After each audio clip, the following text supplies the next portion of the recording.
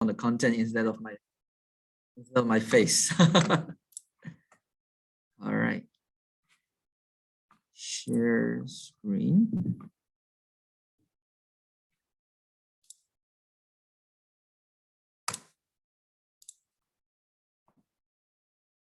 I just want to confirm that you guys can see my screen.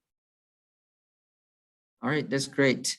So the title of today's sharing session is called MicroPython Board 23, which short for AMB23, which is exactly the name of the board that we're gonna support for MicroPython.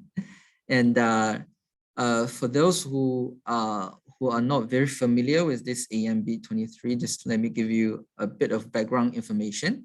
So AMB is actually an acronym for amoeba. So in Realtek, we have a series of microcontrollers called amoeba boards. So this series of boards are specially target or designed for IoT applications. So normally amoeba board will come with Wi-Fi or Bluetooth.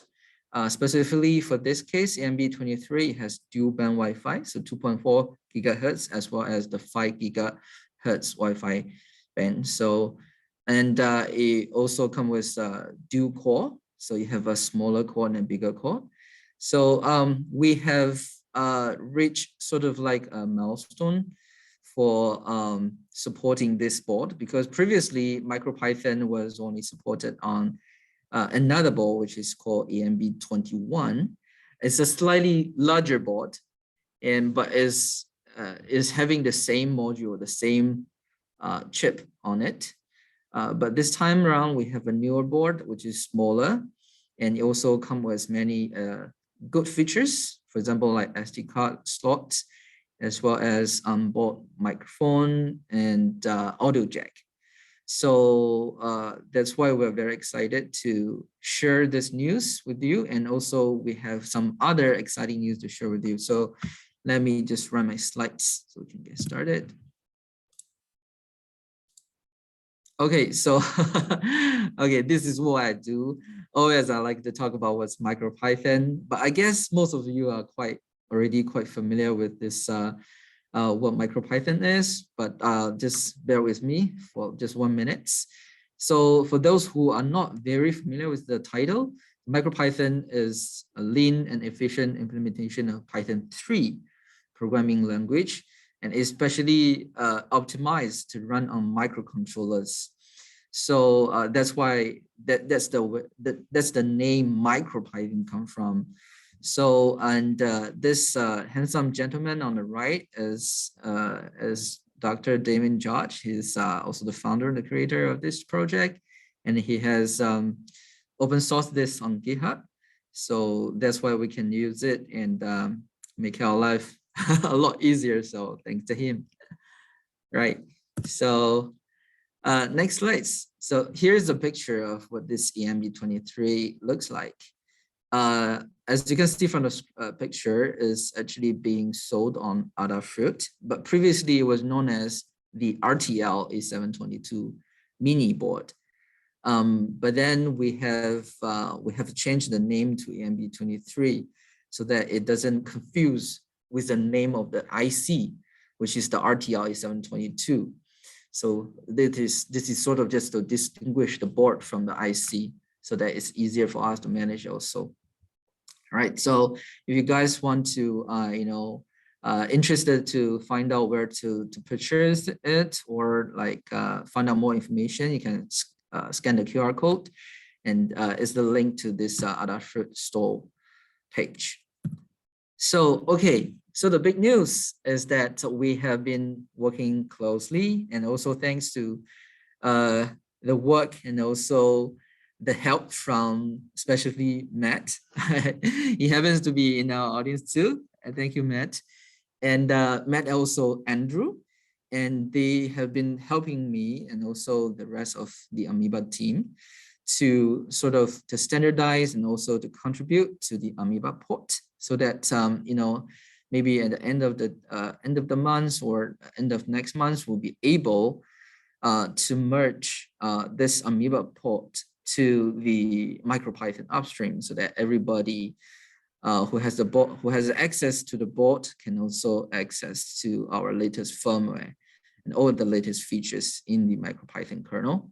So what we have achieved, or like done in the past few months, is that we have standardized the peripheral APIs. So as you can see from the pictures on the left, we have the, so all these documentations are actually taken from the MicroPython official website, the official documentation website, where we have all the standard classes for the peripherals, like the pin, ADC, PWM, etc. And on the left is example of what this class ADC is. So why I put it here is because same as if you guys have used Arduino framework before, you know that regardless of which hardware platforms, as long as you are using the Arduino frameworks, I would say most of the APIs are standardized. So you can use Wi-Fi begin or like, for example, like I2C begin to initialize the peripherals. So with the MicroPython, right now we're trying to standardize everything so that the code runs on Amoeba could potentially also run on, say, Raspberry Pi, Pico, or like maybe ESP32 or some other ports.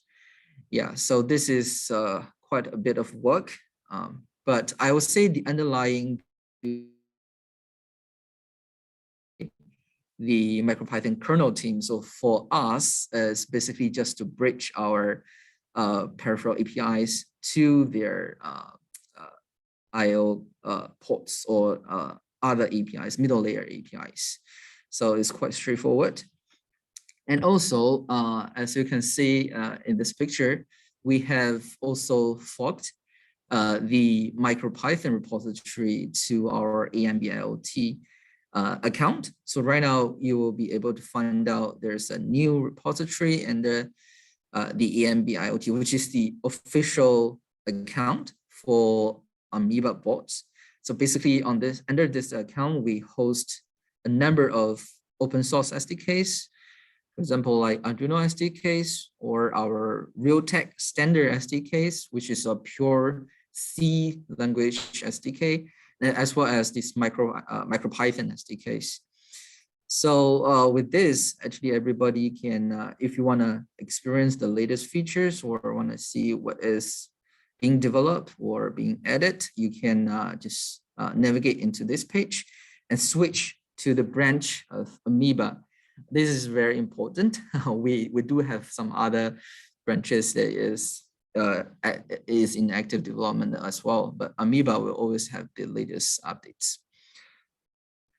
So I think just last week, Andrew and Matt had helped me we have achieved something great.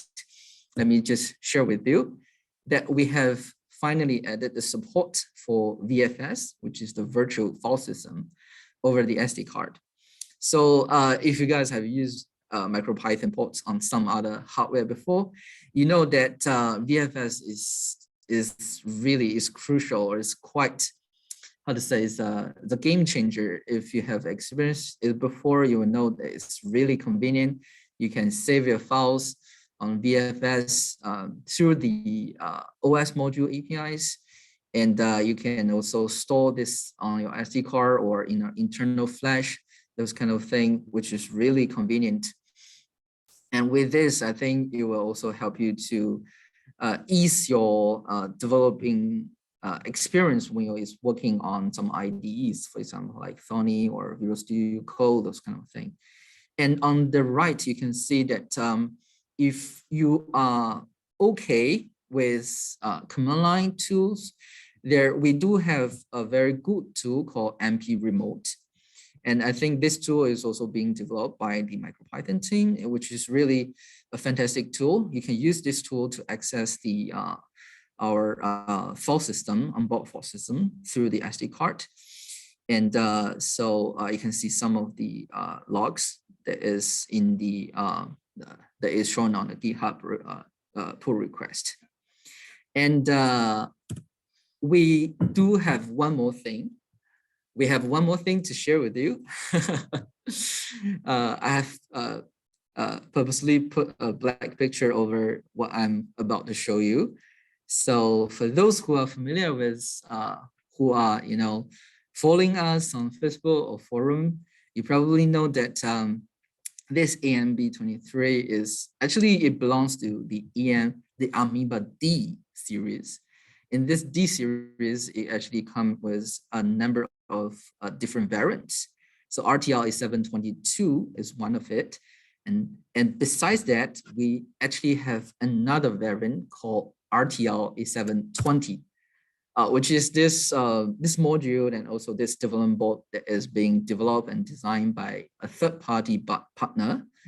And the reason why I want to mention this is because this board is really, accessible, and it's really cheap.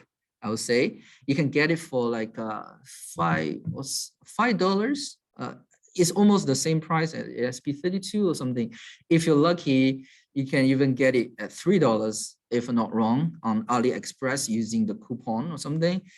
And yeah, so basically you can develop it on this, sometimes we call it BW16, which is the name for the module, but underneath is just the RTL A720DN, which is also the Amoeba D series module. Is underlying peripheral, everything is the same, except that it doesn't have the PSRAM as compared to the RTL A722. Yeah, but other than that, it's almost identical, and this board is even smaller than our AMB23. So if you're interested, maybe this is the one that you want to get, if you want just, try out certain features or something.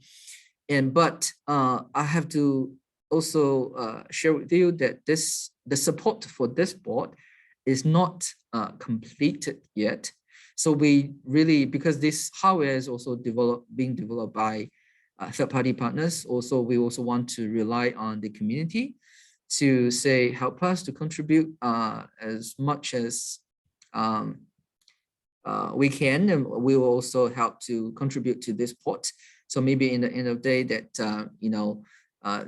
there could be more features being developed for this board. I don't know. Okay, so this is basically all the exciting news I want to share with everybody. But let's say if you just want to find out more information about our MicroPython Amoeba port, here are those important links. So if you are interested in this sharing materials, I will later share the PDF version of this file with everybody. So yeah, that's pretty much for my sharing. Thank you. Or do you have any questions? What processors are in the chip? Are they ARM or something else? Yes, that's a very good question. So it's ARM Cortex M33 processor, and it has a dual core. The smaller core is running at 20 megahertz. The bigger one is clocked at 200 megahertz. Okay. Yeah, and but normally, yes, go ahead. How much flash is in the module? How much flash? Normally we have two variants. The most common one is 2 megabytes. Okay. Yeah, the most common one is 2 megabytes, and even for the BW16 module, I believe it is also 2 megabytes. Yeah. Okay. And how much RAM? Yes. So this is a very interesting one. For this third-party development board, it has 512 kilobytes of SRAM. That's good. That's good. Yeah, but then I think for users, we can only access about 456 kilobytes out of that 512. Yeah, the rest are being used by so it looks like it's very similar to the ESP32. Except it's using ARM cores. That's right. But I will say. Is this device on the board, is that a RS-232 to a USB converter chip, or does it have native USB? Okay, so let me go back to the AMB23, which is the board that we are actually talking about today. This board actually, underneath this PCB, we do have two micro USB ports. One is for the UART to USB converter, which is FTDI chip. The other one is the native USB chip, native USB port, which connect to the IC directly.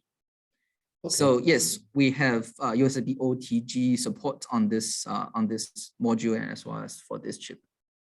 Does it mount as a mass storage device, or do you have to use MP remote to access files? At the moment, the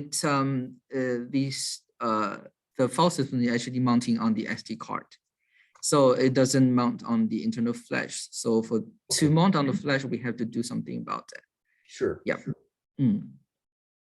That's not a problem. I just need to understand. Yeah, in MicroPython, at least at the moment, there's no native USB, but I've pointed the good guys here at tiny USB, and so the most likely path forward would be we'd add tiny USB support for this chipset and then integrate that into MicroPython. Okay. But there's still a fair bit of work to get that happening. So, when do you plan to upstream this to the main MicroPython Git repository? That's a great question. So we are actually doing as much as we can. I think our code is being reviewed at the moment. So we are trying to aim by end of this month, if not, say maybe next month. Yeah, we'll try our best. Yeah, someone indicated to me that he wanted to get in by the end of the month, and I thought that's pretty optimistic. A whole new ports typically takes a while for Damien in particular to review and get his seal of approval. But yeah, we'll see what we can do. Yeah, right.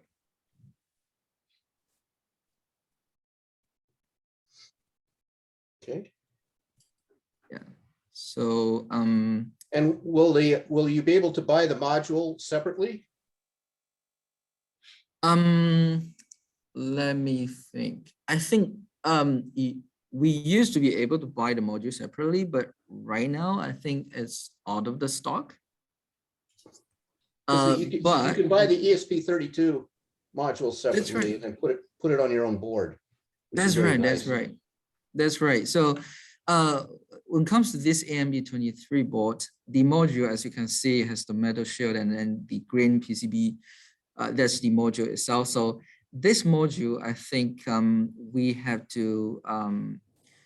I don't think this module is on sale right now, but if we go back to another board, which is this BW16, I think this module is being sold at very good price. I think it's being sold at a very good price. $2 or something. Yeah. So no, that's great. I just need more GPIOs. Yeah. So, but this is definitely smaller as compared to the AMB23. It has much less GPIOs, but it still has I would say one set of S2C, SPI, and two sets of UART, those kind of things. Should be enough for basic developments. But if you need more features, for example, like if you need really need SD card support, as well as the S2S, LCDC, or if you need an audio codec, then I would say this AMB23 is the one to go. Yep. If you're talking about GPIO too, Simon, you might want to show the larger board too, the AMB21, I think you call it now. Okay, give me a while. It's got around double the amount of GPIO that this mini board has, Brad. Exactly. To do that, I probably have to start sharing because right now I'm only sharing the PPT slides. So let me stop this sharing and start a new one. Okay, let me just share my screen instead. Okay, so I guess you guys can see my screen now. So if just let me go back to the websites. So as you can see, this is our Amoeba IoT websites. So it has, this is the Amoeba D boards. So the first one is the AMB23. It has a lot more GPLs than the mini board. I would say about 59, 56 GPIO, and many other other peripherals as well. So here are all the key features. And when it comes to the AMB23, it's about a quarter size, and the number of GPLs also halved. Yeah, and this one I think have the list of GPL. We only have about 13. I think 13 is from the IC itself, but from the module, is it 13? Yeah, maybe it's 13. Yes. Yeah. So because it's too small, so you actually only have this side and this side. So the number of GPL is also not that much. Yeah, and actually for this BW16, it has the external flash. So if you want, you can actually upgrade the flash to say 8 megabytes or even 16 megabytes, because some of the members in our community has tried that and succeeded. Yeah. So the size of the flash shouldn't be a problem. Yeah. But the good thing about all these Amoeba D chips is they come with dual-band Wi-Fi. So it's the A generation and N generation, as well as the BLE 5.0. So for certain low power consumption applications, it could be. Yeah. Should say MicroPython at the moment has Wi-Fi support, but not BLE yet. Exactly. But we plan to add that later on as well down the line.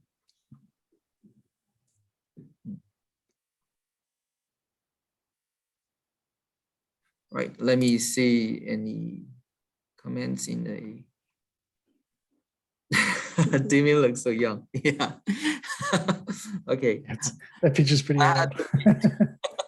That picture was taken from, I don't know where. I think from the official websites. Yeah, I've seen it around. It still has more hair. Okay. So also we do have a Discord server. If you want to discuss more, then feel free to join the Discord server. And yeah, so some of the useful links. So basically every single thing about MicroPython and as well as for this board is being documented under this website. For example, we have this Amoeba MicroPython. Because MicroPython has been supported on the AMB21, the bigger board, since 2020. I think mid of 2020. So we have done quite a bit of documentations, like network and peripheral examples, as well as the API documentations, what those APIs for, and things like that. So if you want to develop on your own, it shouldn't be too much of problems if you can find all these resources.